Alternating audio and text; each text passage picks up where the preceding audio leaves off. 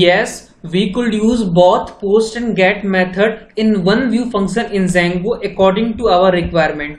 Just two things you have to change for using post and get method in one view function in Django. First one is make a class in place of a function and define two functions separately, one for post and another for get.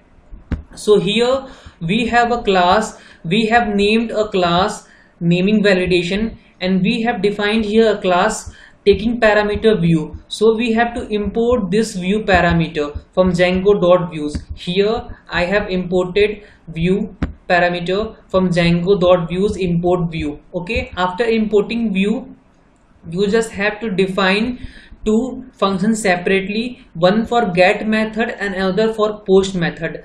The get method function should accept the parameter self, request, single asterisk r, double asterisk quarks. We do not have to use these two, we have to use only these self and request. Okay, then you just have to define this get function. After you have defined get function, you just have to define this post function. Okay, now you have defined get function and post function. Get function will execute at non-post method and for get request also, whereas post function is only for post request.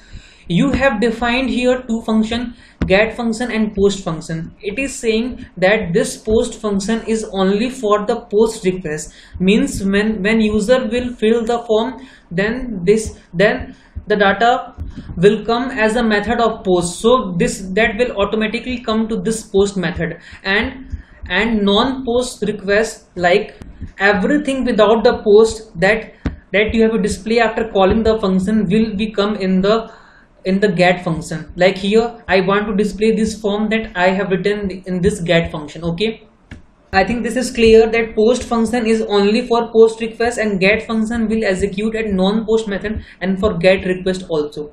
Okay, post function will also take these four parameter of like get, self, request, single asterisk us and double asterisk quarks. And one thing more, you don't need to write if request dot method is equal to post.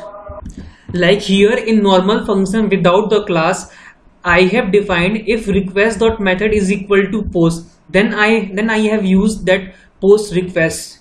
But here I have used post request without using if request dot method is equal to post, because we have already defined this post function separately.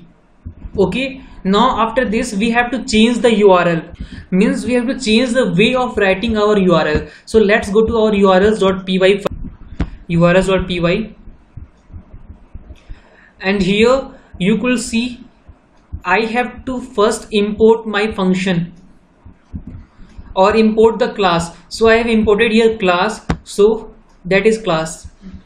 Here it is our class, this is our class name validation, and I have imported this validation from my application. Okay, after importing this validation class, you have to set the URL normally how you set for the post method. Just simply let's URL name, and then you have to write like this, the name of the class and dot as underscore then view for the post.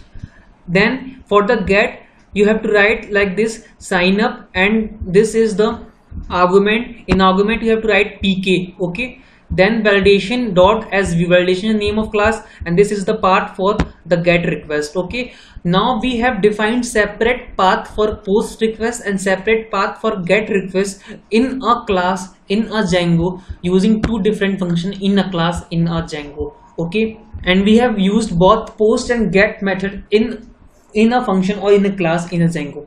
We could not call it a function, but we could say we have used post and get method in a class in a Django.